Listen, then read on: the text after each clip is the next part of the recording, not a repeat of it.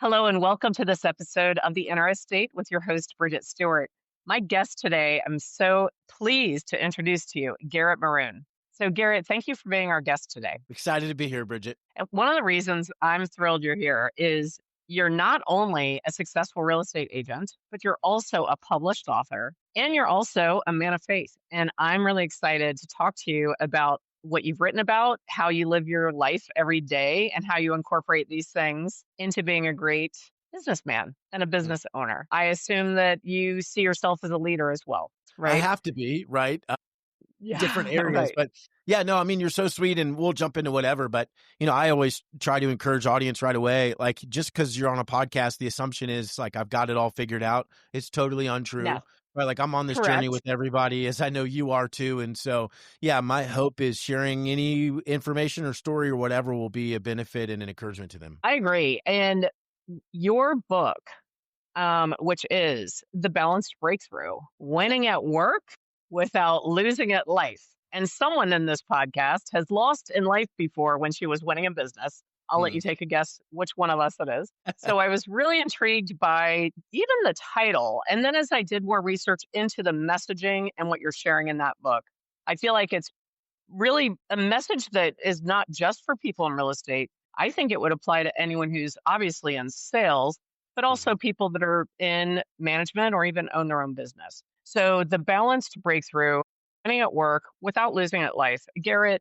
what does that mean? How can you give us a nutshell of what that means to you and why it's important? Yeah. So, and thank you for the question. I got into real estate 11 and a half years ago, so 2014. And I didn't realize, right, for about 3.5, 4 years, I was just grinding and hustling. I was building a business, right? And that's okay. That's natural. That happens. Well, I came pretty face to face, Bridget, with one day I'm sitting there, I have a team, and I'd figured out this way. How can I double my profit, right, the next year?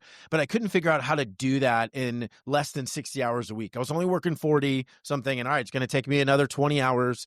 And at the time, we had 3 kids. So, trying to figure that out, like, am I really proud? Will I really be proud of the guy who spends the next 5 years not seeing his kids as much, but makes more money? Right. Or would I be most proud of the guy that figured out a way to work less?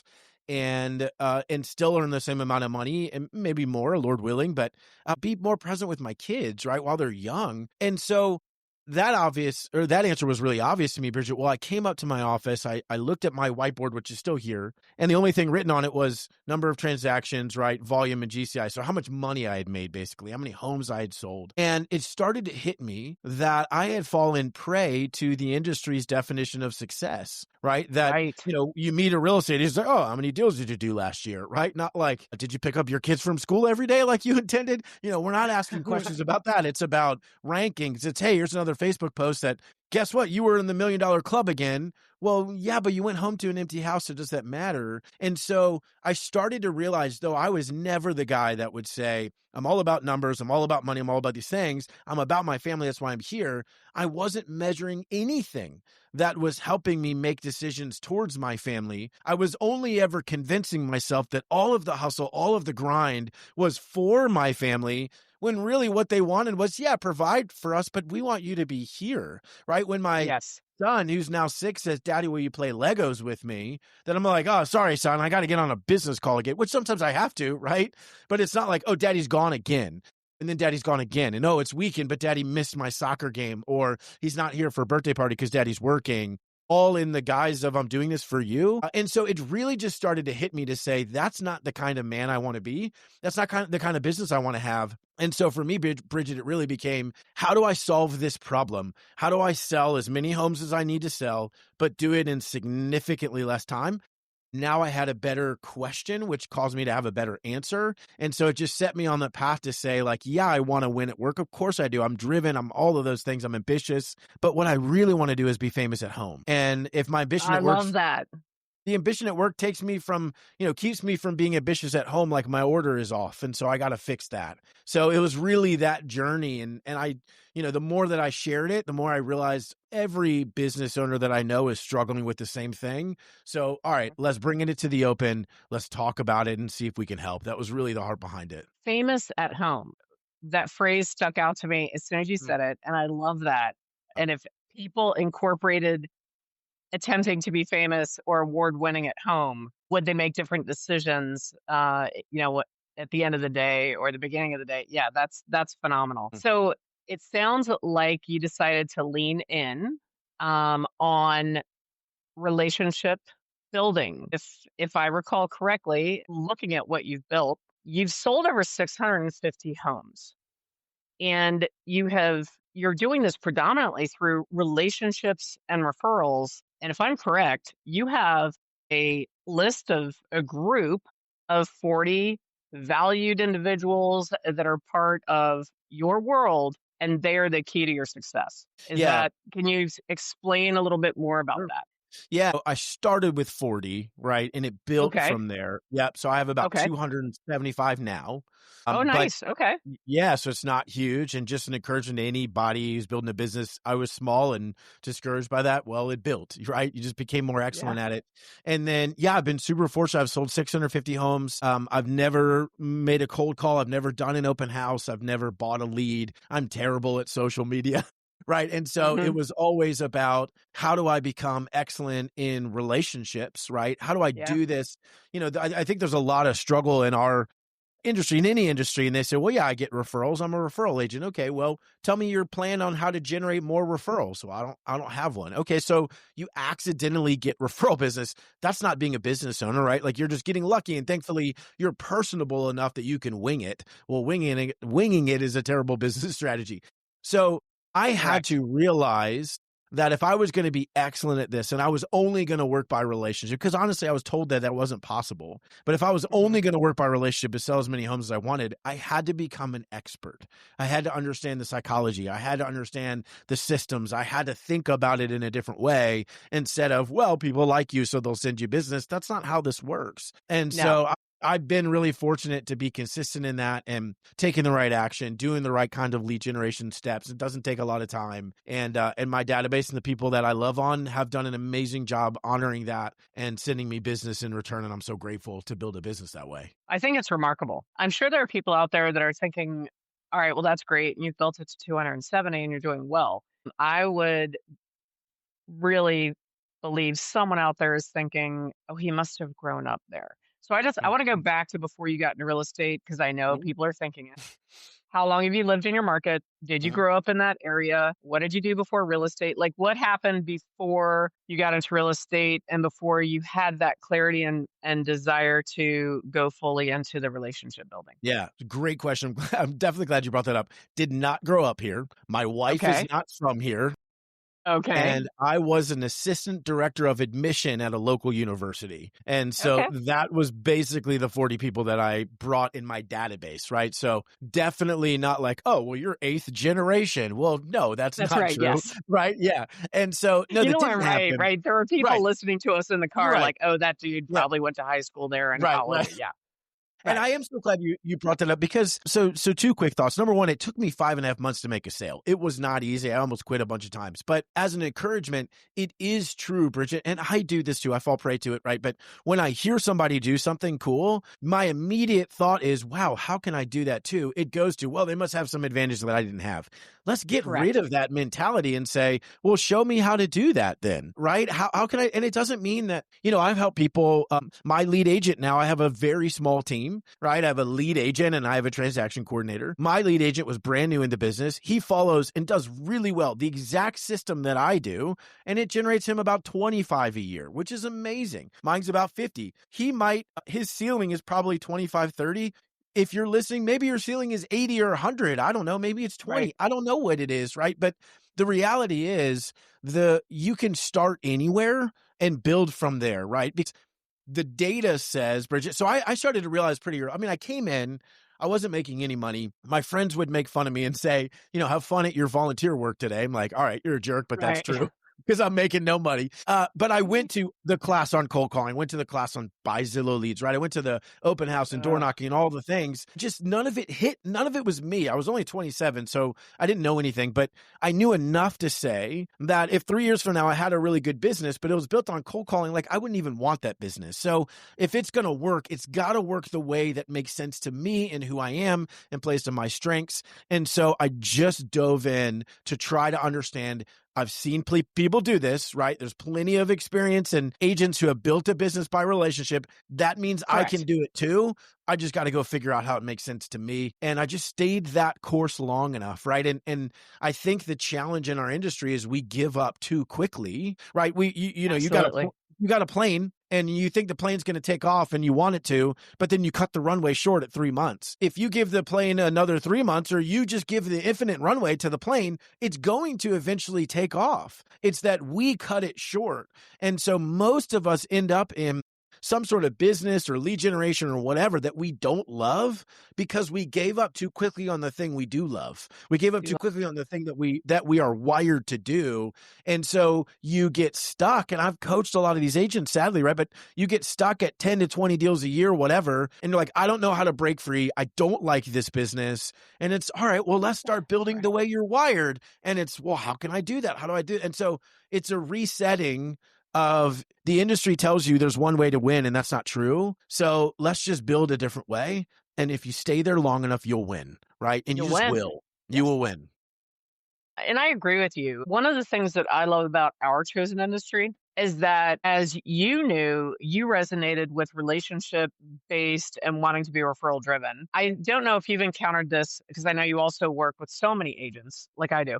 It seems like there is a natural, almost like right-handed, left-handed, but with a more balanced split, where people either love talking to the people they know, or they love talking to the people they don't know. So anyone out there that's listening that happens to be in real estate, you can create a relationship-based business, even if you want to start with people you don't know. Because what's that Dale Carnegie saying? Stranger's just a friend I haven't met yet. Or That's I'm right. messing that up. You know Whatever what I it mean, is. right? Yeah. So lean in on, if you love people you already know, great.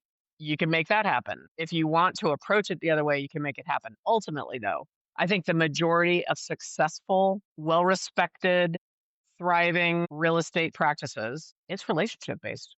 Yeah, it is. So I agree with what you're doing, and that you are showing people that regardless of what conventional wisdom is on the street, you can build it. You can find what you resonate with and where you may have some natural strength and ability, and you can make that stronger and you can enjoy it. Yeah. Now, how do we make sure that they're not losing at life while they're enjoying the the connections that resonate with them? How do we make sure that it doesn't get out of control? Well, no. And I genuinely think it starts with aligning your business structure and lead generation strategy with who you are, because nothing burns you out faster than I'm a relational person and I'm going to the office every day and I'm cold calling. Now, is there a season for that? Maybe, right? But there's nothing that will burn you out faster than I'm a fish. I'm supposed to swim and I'm climbing a tree and I hate it. And so how can you show up to your family well after that? You just can't. Right. You're spent, right? I'm spent sometimes and I'm doing the things I love, right? So I know if you spend time doing things that you can't stand just because you were taught to or told to, that's not a good way to show up. So I would say that's number one. I would say number two is, when you really do find the alignment of what you love to do, you see that you are just more effective at it, right? So I have a buddy who loves social media. Well, because he loves social media, he's naturally going to show up and do it more consistently. He's naturally going to desire to be more excellent at it. And his enjoyment of it is going to come through the screen, and he's going to connect with people that way, right? Correct. And so he's going, if he and I worked just as hard at it, he would still beat me to first base. Why? Because he's naturally wired to do it. He loves it. It's part of who he is. It's not part of who I am, right? And so we spend too much time working counter to our skill set, and then we wonder why we're burnt out. We wonder why it's not going the way that we want it to go. And there is nothing more exhausting, I think, than I don't understand. I'm doing all this work. I'm not getting results. That's right. What in the world am I supposed to do? And so it is a shift to let's realign with that, right? But then I think so that's the biggest piece. But then I think it's the second piece of this is either if you're married, right, and maybe you have kids or whatever your scenario is. Like for me, what I recognize is business is an us thing, not a me thing. My wife is a homeschool mom to our 5 kids, right? So she's not working every day in real estate, praise the Lord, right? For her sanity, she's already got the hardest clients, which is 5 little kids under 8. Yes. But she's not in that every day. But I go to her and say, okay, this is what I'm thinking. what do you think about this? Right. Or when I, am selling and getting super busy season, whatever. Hey, am I working too much? Am I spending too many hours away at night? Am I gone too many weekends? Like, let's have this conversation, hold me accountable. And you can get that if you're married or not, you can get that in the people around you. Say, are we I mean, literally not to promote, but like go buy the book for you and somebody else and say, Yeah, let's read it and hold each other accountable. Like in accountability, I need someone to say, good job selling all those homes, Garrett. But hey, your stated goal was to also, whatever, not miss family dinner. How's that going? Right? right, Because we need to have a broader definition of success. So I do think that it starts with being in alignment with who you are, because that's going to fire you up more than it's going to drain you. It's still hard, right? But it's going to fire you up more than it drains you. And then having that accountability piece, because if you're a high achiever, if you're an entrepreneur and you're wired that way, right, then your nature is, I'm just going to keep pursuing the next big thing, the next big thing, the next big correct. thing, and forget that I'm actually supposed to show up at home now. So let me go do that. So we just need help along the way. I need Right. help too. We all do. And so I think that's the necessity of living and growing inside community too. I agree. And I know you and I are both coaches, and I did not ask you this prior, but I hired my first coach in February 1999, Mm. and I've had at least one ever since. So even though I am coaching, I am also coached. Are you in the same position? Do you Yeah, still have I that hadn't made sounding any board? money, and I hired a coach because I was like, Mhm. well, clearly can't figure this out on my own, so No, need a that's little bit right. of help. Yeah, I think I'm betting on myself, right? And that was the best Yes, bet I could make, and I'm super same here. grateful that I did that. Yeah. So I want to bring up one of the concepts that is part of your language and your plan. You have something that you call the PDA, Mhm, and no, it is not public display of mhm, affection.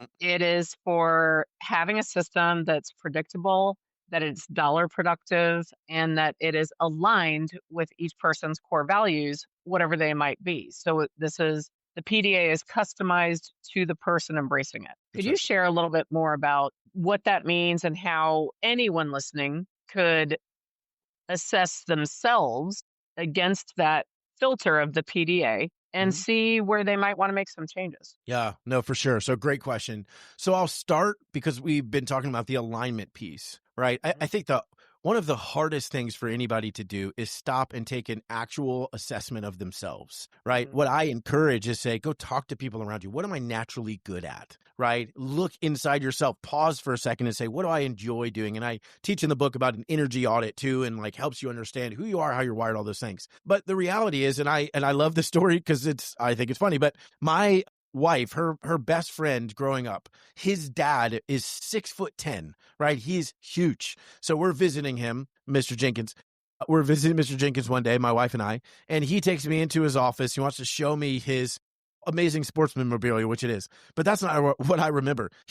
I'm 5'6" and 3/4", right? 3/4 matters Right. when you're 5'6", Bridget. And so we're in his office. He works at a standing desk. He's so tall and I'm Oh, so short I wow. could walk back and forth without ducking. Right. And I'm like, how are we the same species? This is insane. Right. This guy is huge. Right. Well, so I left there thinking, all right, let's say I was playing the game that kind of the industry teaches us to play or other agents teach us to play, to say, all right, here's Mr. Jenkins. He's 6'10". He could have chosen to be a basketball player if he wanted and probably done that at a really high level. Me, 5'6" 3/4", likes donuts, probably not going to be right the route that I can take. And even if I woke up every day and I looked at myself and said, dude, you are not good at basketball. What's the problem? I would just be discouraged. I would be defeated all the time. Instead, if I shifted that to say, okay, I'm just not him, that's fine. That's just true. So I bet I'm better at hide and seek than he is, right? Maybe we should play hide and Yes. seek. And that's going to be my skill set. And I think for agents, like, so I had sold 50 homes 2 years in a row, and I hired a different coach, right? I get on the phone with her. And this is all in the alignment piece. I get on the phone with her and I say, okay, here's my goal. I'm going to keep selling 50 homes. I don't want to do more. I just want to go home more. Help me do this faster. And I'd never done a cold call, door knock, ever, anything, right? Open house, nothing. And so at the end of our call, sweetest lady, but at the end of the call, she says, okay, Garrett, here's your homework. You need to go cold call 300 people and you need to door knock 100 doors and report back to me next week. And I remember saying, like, "I'm not gonna do that." She said, and this is Yeah. literally what she said, "Garrett, then you're not gonna succeed." And I remember thinking like, I mean, What? I'm succeeding the way I want to, and I was in the top 1% at the time in our area. And so I Yeah. was like, okay. So we get on the phone call the next week, and she said, "Did you do your homework?" I said, "No, I told you I wasn't gonna do my homework, right, Garrett? If you want to succeed, 300 cold calls, 100 door knocks." And, needless to say, that didn't work out very long term. But the reality is I started to realize the industry is going to tell you this is what success looks like. There's one size fits all. I think that's totally false. The first thing you need to do, anybody listening, whether in industry, in the real estate industry or any industry, the first Right. thing you need to do is not what is everybody doing? Let me be like them. The first thing you need to say is, Yes. who am I? And based off that information, how do I go be excellent at that? Be excellent at being me, right? I'm a relational guy. Yes. How do I be excellent at that? Maybe you love cold calling. Great. How do you be excellent at that? Right? That's the first question. Who am I wired to be? What fires me up? I'm going to go pursue that because that's my best chance to win. So that's the alignment. And then I would take it from there, the predictability piece. So that P is Yes. creating what I call the lead generation recipe. So I Mhm. think most people in business, and again, we're talking real estate agents, that's my field, but let's use real estate agents as an example. We build our lead generation strategies on what's possible, not on what's probable. And so what I mean by that is, I mean, I'm sure you've seen too, these insanely complex lead generation strategies. And you're like, you're going to Yes. be the greatest agent of all time. You're going to sell 5,000 houses if you do all Right, this. right. But then I always ask, well, let me ask you a question. What's the probability that you're actually going to do all of this for an entire year, right? And we assume and we build a plan based on everything's going to go right this year. I don't know about That's you, that's right. never happened. That's right. Right. And so that's No. the possibility. So instead, we're going to whittle it down and we're going to just keep asking ourselves, what's the probability I'm going to do all of this no matter what happens? What's the probability? And at least the way I look at it, until I'm at a 90 to 100% probability of like, no matter what happens, I can get this done, it's I can still do too that. complex. Right. Yep. Yes. And so it's just about consistency. Be the tortoise, not the hare, right? The famous fable. That's what we want to be in business. And so the lead generation recipe is just a really simple way for you to build out that strategy to say, when grandma made her secret recipe, she didn't Google it because that didn't exist, right? She said, here's a flour and eggs and cake. And I don't know how you make a cake. Here's all the ingredients. She mixed them together. She put it in the oven.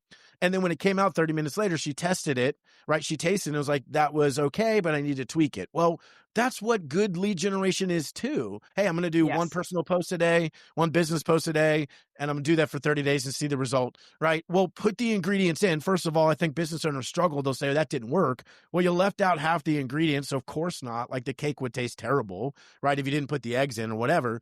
So you just create a really simple recipe. You put it in the oven, right? So Right. let it bake for 30 days. And at the end of that, what was the result? And do I need to add something? Do I need to take something out? Did it taste good? Did it not? What? It's just that simple. And I did that for 3 years until I really figured out this is exactly how I generate the deals and spending as little money as possible, which is dollar productivity. I'll talk about in a sec. That's what I But love. right, but how I create it predictable. Now I know literally for 9 years in a row, 50 deals, not 49, not 51, 50, right? Exactly. I don't even know why, right? I can't break that number. I can't go lower than that number. And I'm thankful for that, right? Why? It's because I'm doing the right activity over and over and over again. Lead gen recipes Yes. make that simple and easy and predictable, and we can do that. Then real quickly, the dollar productivity, I think there's a flaw, and I fell into it. There's a flaw in our industry that you have to spend money to make money. That could be true, but when someone tells me that, I'll say, prove it to me. Well, how do I prove Mhm. that to you, Garrett? Well, show me where you did the same thing, but you spent less money and that it didn't work, right? And so I started in my business. We were doing all these client events. We're averaging $2,500 an event because I don't know, I was supposed to do super fancy events. Well, in 2019, I asked myself the question, Bridget, like, I wonder if I drop this to $800, am I still going to get the same result? Like, why didn't I test that first? And so we dropped it to $800. Guess what happened? We made the exact same number of sales. And so then I started Yes. cutting everything else down. What did we do? We made the exact number of sales. So I did it opposite.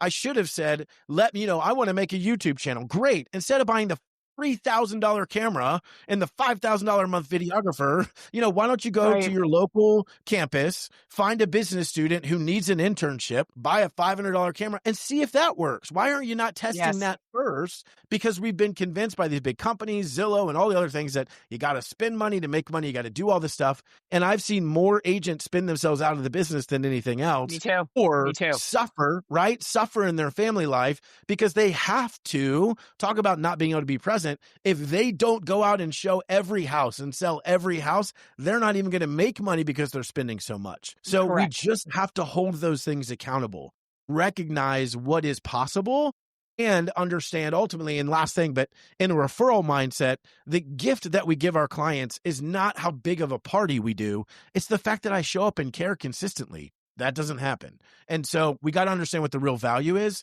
and it's going to lead us to spend significantly less money, but still have a really good business. Right. Yeah, and part of it you just hit on the nose is it's the way we're making the people in our world feel. And so you are right. There's the investment of some money, like you said, maybe the less expensive camera and getting the student. It's also an investment of time. And because we don't want to lose at life, we're going to be judicious with both. I like the concept of stewardship, and we're being a steward of our talents, our money, and our time. And we're really looking at how are we investing all three of those. And I feel Mhm. like that is in alignment, to use your word, with your approach. It's in a different outfit, but it Mhm. seems like it's very similar in the approach. Building these relationships and investing time and making people know, not just feel, they know that they're valuable to you and that you respect and reciprocate that feeling with them. How important is the skill of being able to listen, truly listen to what everyone in your group of 270 and all of your clients? How important is listening in creating this referral based business? I think it is, first of all, such a good question. It is probably the most important sales skill you can have, right? It's the most important human skill you can have, which also translates to sales, right? And I think I always say that, plus be curious, right? My wife will joke that I am an interrogator when we meet new people, and she says it lovingly, but I'm like, hey, tell me about you. Like, where'd you grow up? Tell me about your life and how'd you guys meet? And she's like, you won't get to ask him a question, but I'm genuinely curious about people. Now, I talk Yeah. a lot, right, Bridget? So I can learn how to listen better for sure. But I'm just genuinely curious about them. And so asking questions and sitting there and listening, there's a rule in communication that you cannot influence someone until you have first been influenced by them. So who am I to show up and say, let me tell you all these things. Let me talk about blah, blah, blah, blah, blah. Now list your home with me, whatever it is. Like, you haven't been influenced by them at all. Why? Because you haven't asked them anything. And so I think it's the number one most important sales skill. I'll tell you super quick. So I got my second listing ever, Bridget. I was 27. Go on this appointment with Kelly Jo was her name. Go to this house. I have no idea what I'm doing, but I'm prepared, right? I thought I had my marketing plan printed out. I had suit and tie on, right? Drove up my Honda Hmm. Civic, and I get there, and I knew she was meeting with 3 other agents that were actually all in my office, top agents. And so I show up, and I'm like, it's okay, I got it. I've got my script. I know what I'm going to say. And the first thing she does, she opens the door, and she said, Garrett, how old are you? And I said, I'm the youngest ever documented agent. And she laughed. And then I never told her, right? But it threw me off, right? I was like locked in, Right. and then that threw me Right. off. So the entire time we're there, I'm just like, show me around your house.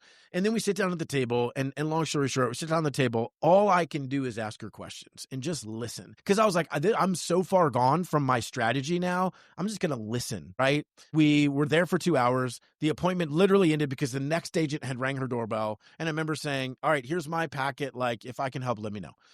And I gave her, I told her, please let me know either way, whatever. Well, a couple days later, a week later, I can't remember. She calls me. She says, Garrett, I want you to sell my house. And I remember asking her, like, Kelly Jo, I'm honored. Can you explain why? And she literally said, Garrett, I have no idea what any of you said, but you were the only one that cared enough to find out that my husband had died 6 months earlier.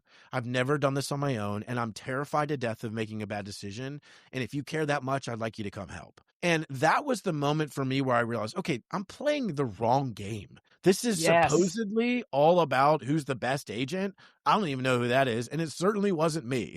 right? I think what this is about is who cares the most and who's the most Yes. genuine.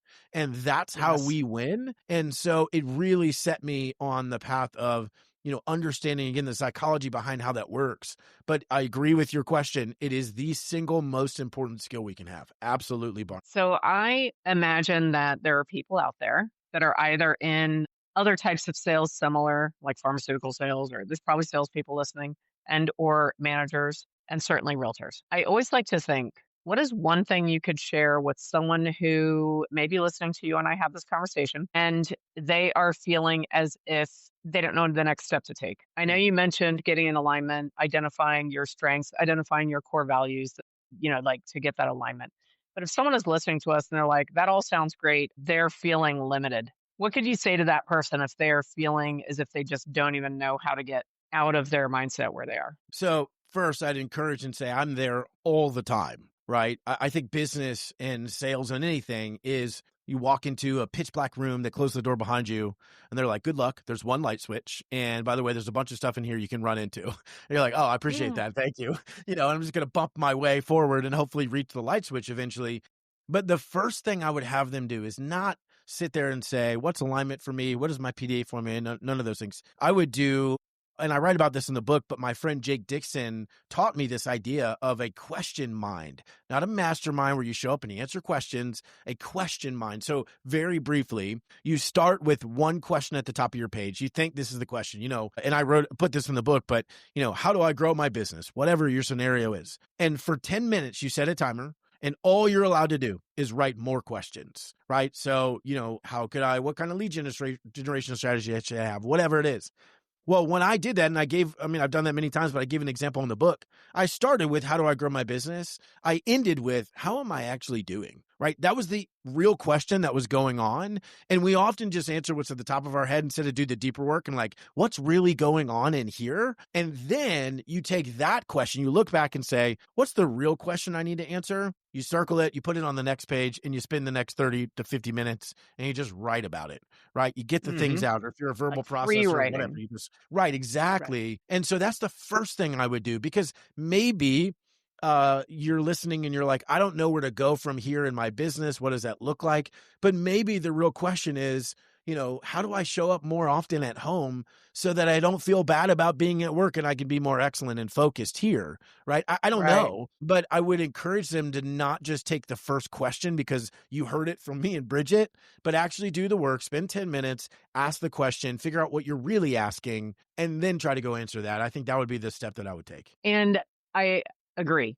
I believe that when you start and wherever it is, so especially, and I believe that you and I are in agreement that mindset, self perception, it's just such a huge part of all the decision making and the actions that you take and how you show up every day. Mhm. So if your question might be, how can I not hit the snooze button tomorrow? Like, Mm. maybe it's something. Yeah, So you're whatever right. it is that you're feeling, wherever you can see that first obstacle that is getting in your way, make that the question. And your exercise, as you outline that, is very compelling. And I feel like it would be beneficial for anyone who's looking to feel different by the end of the day tomorrow, Mhm. even if it's something small. If you do that question exercise, and I love how you said, like, start with 10 minutes of the first question and then review what you've written.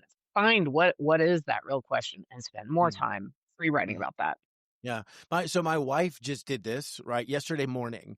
And Wednesday nights, we're incorporating journal time for both of us, right, to just get all the stuff out. But she did it Yes. yesterday morning before the kids got up. Again, we've got an 8, 6, 4, 2, and 4-month old, right? So she's very busy. And so she just sat there and she was going through this process, and then she was just writing out. And last night she said, my entire day was better. Like, I just got all this stuff out of my head. I Yes. had some clarity on a few things, and it just helped so much. And so I do think that we have become accustomed to moving so quickly. We become accustomed to numbing ourselves by scrolling on social media, that we never actually figure out what's actually happening and what's really going on in our lives. And in the industry, even, we're taught to wear a mask. No matter what's happening, market's great, everything's awesome, my business is amazing, right? And we almost get to the point where we're actually wearing a mask to ourselves too, and we forget to take it off. Yeah. That's really dangerous. And so we need to take it off, Be okay when you look at yourself in the mirror, and it might be scary. It is sometimes to me, right? You look at yourself in the mirror and say, okay, if I don't know where I am, how do I know where to go? How do I even know where to start? Well, that's the That's right. problem, right? And so most of us don't even know where we are. And we think, well, I'll just start from the middle. Well, what if you're not in the middle, right? And that doesn't even make sense. You can't even move from there because that's not even where your feet are. And so I Right. really do think we've got to understand that and start there. And the question mine is, again, not mine, Jake Dixon of the Locker Room. Shout out to him. It was Yes. his idea, concept, and it has been awesome. Excellent. Well, this has really been compelling, and your family sounds lovely. Thank you. I'm the fourth out of five, so I Oh, already have a amazing. favorite. I That's already cool. like your 2-year-old the best. You're building a beautiful life and a beautiful Thank you. family. I am going to put links for your book, your website, you have a free resource that's available Mhm. for anyone who's listening to this, and that would help them to work through the PDA, correct? That's correct. The resource and your podcast. So could you share with us a little bit about your podcast so people can discover that as well? Yeah, no, thank you. So, podcast is The Faithful Agent. So, in January of 2023, my mom passed October 2022, calls me to reevaluate, like, Lord, what do you want me to do? Who do you want me to serve? And for me, it became clear it was for the Christian real estate agent or mortgage lender, right? Anybody in the real estate space that shared our values. And so, we launched a nonprofit, we started the podcast, and that's what it's geared towards, right? How do we equip and encourage the Christians in the real estate space? Right? Whether your mortgage, title, doesn't matter, an agent, of course. How do we encourage and talk to you and help grow that community? So, yeah, would love for anybody to come listen and be encouraged by that. Excellent. Well, this has been a fascinating conversation, and I have not finished your book yet. I did start your book, and I am Oh, finding thank it you. really beneficial. That's So, awesome. anyone out there, I'm giving it a preliminary thumbs up, and when I finish, I will go and put in the comments, my final review. Thank you. Garrett, do you have any final thought for our listeners? Gosh, I would just say especially if you're in real estate, right? But anybody probably in the entrepreneurial space, the last 2 years have been a fist fight, right? It has been Yes. hard. And so if you're still here, well done, right? Yeah. It will only go up from here. But the encouragement is if you feel like you're in the dark, there is a light switch. If you feel like you're going to bump into the furniture, go find someone who's been in that room before. They're not going to hold your hand, but they can tell you, hey, be careful. There's a couch coming. You might want to avoid it. We need help. Every single one of us needs help to get where we're trying to go. And when you get to that light switch, because you will, right? If you don't give up, you'll Yeah, get there. you will. My encouragement is to pause and look around and say, why did I do that? Right? Was it for my family? And if it was, maybe I should go celebrate with them, spend some time with them. Maybe I don't need to jump to the next room right away. But there are people in your life that wish they could spend more time with you, and we need to start there and then build a business that supports that life. Well, Garrett, I shared with you before we started the recording that I am living that advice right Mm, now. I am visiting one of my elderly aunts in New Jersey, and I'm mhm. in her house, and I'm just enjoying that time with family. It's When awesome. you and I wrap up, she and I are going to have a great evening together. I want That's to good. thank you so much for being our guest, and I would love for you to consider coming back sometime in the future, Yeah. especially after I finish the book. I might have some Yeah. more questions based on what Yeah. else I read. If you're listening to the Inner Estate, I also hope that you will come back and join us again on the next episode. Thank you so much and have a great day.